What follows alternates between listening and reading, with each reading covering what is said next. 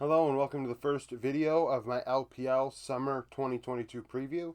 I'm covering the 17 teams as I will be doing for all four major regions, in addition to my MSI coverage and anything else I plan on doing. I'm going to look at the teams, what they did in between splits, the stats of the players during spring that they have on their roster, and possibly academy players as well. In the case of LGD, I have them ranked 17th going into summer. I think they're the worst team going in. At least stats would indicate that. They did struggle a lot during spring. I don't really have a lot of nice things to say about them. At one point, I did believe that they could get better. When they brought Jay in, I thought they improved. Come to find out, Jay was betting on games and now he's banned for life. So, Jay is out and Yeg is back in. I don't think Yeg is that good. Looking at this team, last split they went 3-13 at the LPL level, and then at the LDL level they went 4-18, which was 23rd out of 24 development teams, and the big club was 16th out of 17. So this is not good. This is not a good setup. Off season, like I said, Jay was banned for match fixing, and then they also had one of their academy junglers retire. Not a big deal to the depth of the team. He was not their best performing jungler, and to be honest, I believe the top side of the rift is the strong part of this team, if there could be one. So, top lane, Fearness and Garvey are still around. They split time last split.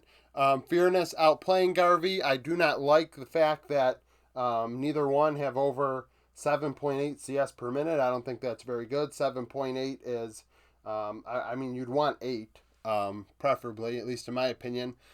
Fearness had a good KP, 60.5, which was solid. Garvey, a little more solo lane oriented in his 4 games, 42.4. Fearness did produce 20% of kills. However, he did get 21.7% of gold share and wasn't really doing a lot with it when it came to kills. I'm going to figure out over time. I think I want kill share to be higher than your gold share to kind of indicate how good of a investment teams are making into you. Outside of support, you'll see aren't not as many stats are listed there because honestly, I don't care about kill share. I don't care about CS per minute, things like that when it comes to a support. And really, with AD carry, to a degree, it matters. CS per minute, obviously. But we also have to remember some teams do get freaky and play Senna bot, and that will throw off those numbers. So, Fearness, 11 out of 38 champions. Definitely a wide array of champions. I would like him to tone that down if he's not able to dominate on what he's playing in the first place. Jungler Shadow, he's an Italian, which is interesting, an Italian in the LPL. I'm going to say Kui. Kui is the backup. He played a couple games. He did not farm as well as Shadow, but then again, he only played 2 games, so really, what can you say about that? 5.43 is about where you want to be. 5.5 to 6 is optimal, but he's in that range. Shadow, I believe, is the second best player on the team. KP 67.5 is okay. 19% gold, 22% kill share, which is nice. He's getting a lot of kills. Obviously, we had moments where we had to carry jungler meta this past split, especially early on. And Shadow, I feel like, showed up more in the beginning than at the end of the split. When you look at their academy options, I don't think Fitfish is. I mean, Fitfish is a different type of jungler, at least based on his stats. I haven't watched any LDL. LDL players are going to be completely off stats. And looking at his stats, although he had under 5 CS per minute, his KP was nearly 74%. And he also was putting in work, getting kills much higher than the gold share. His kill share is much higher than his gold share. And he also played as many champions as Shadow did in 8 less games, which is interesting. So, depends on what you want out of your junglers. Maybe that's a way they can improve. They maybe give Fitfish a little bit of time with the big club, at least with scrims, and see how maybe he may offer a more lane. I mean, I don't know how to word it. He just gives more proximity to the laners than being a farming jungler like Shadow. Also, by the way, when it comes to top, I don't think Rumicki is nowhere near as good as Fairness or Garvey. He's not even getting barely over 6.5 CS per minute. That's not good enough. I don't care what world you live in. I don't care what champion pool you have in top lane, unless you're playing all supports for half your games, which I don't know. Maybe he did. 8 out of 26. I don't think he did, but nevertheless. Mid, Yag, he ends up playing because Jay is out. Yag under 8 CS per minute. Not a big fan of that. 65.8, 23.5 kill share.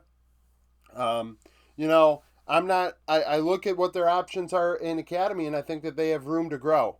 Hai Chow, 5.1 KDA. He was definitely the best player on the team looking at stats. 8.53 CS per minute.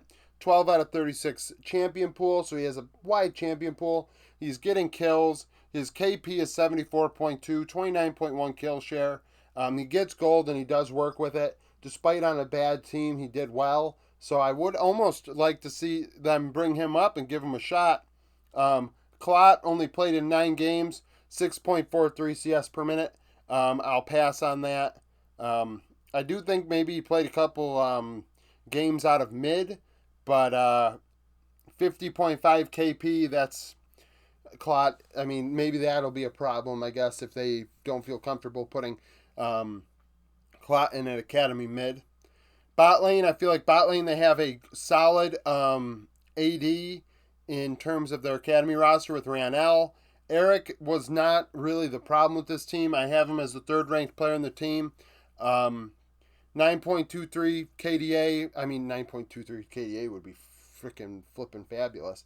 9.23 CS per minute is solid. However, Ranel, at least in lower competition, 9.69 higher KDA, nearly 10% higher KP, 34.5 kill share, gets a lot of gold, 26.1, but does a lot with it.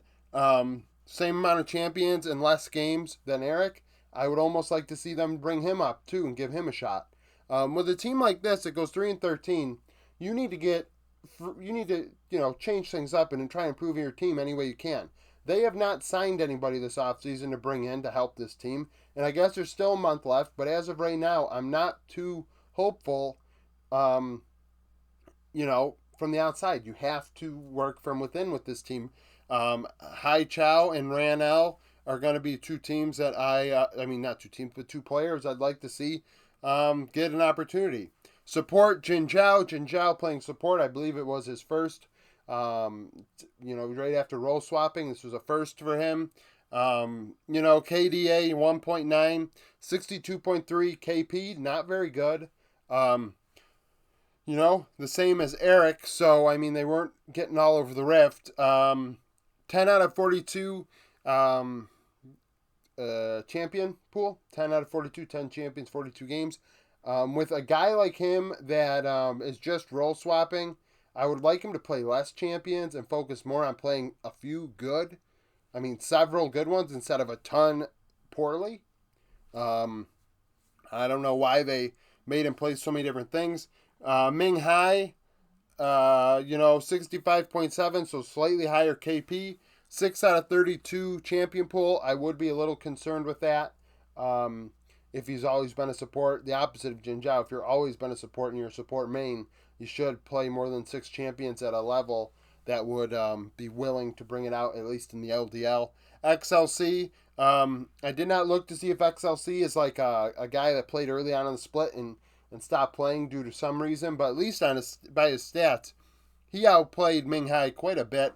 In 4 games, 84.1 KP. They played him towards the end to try and get a little bit of pizzazz in their lineup. That was a good move. I'd like to see him play more LDL this upcoming split, and maybe that'll improve the team. They need help. 4-18 is not good. Combined 7-31. LGD is not boding well for Worlds. I think they'll be lucky to get a winning record this split. The loss of Jay is a big one. I really thought Jay was giving them a little bit of something towards the end of the split, and without him, They haven't really won out of their, organization to try and improve. So if they want to go from within, Hai Chow in mid and Ranel in bot are two players that I would like to see getting a chance, especially Hai Chow. I think he should be. There's no reason why he doesn't. They don't even have a substitute mid on the team.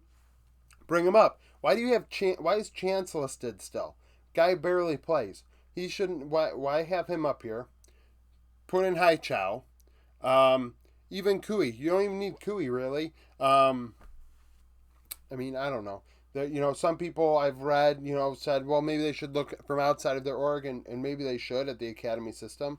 But I do think that the easiest way to improve is going to be simply by bringing up that mid and the 80 carry. So thank you for watching this video. If you liked it, like the video, comment down below. If you're an LGD fan, what do you think they should do? If you're an LPL fan, what did you think of LGD this past spring? If you watch the LDL, give me a vibe on these players, because I don't watch the LDL.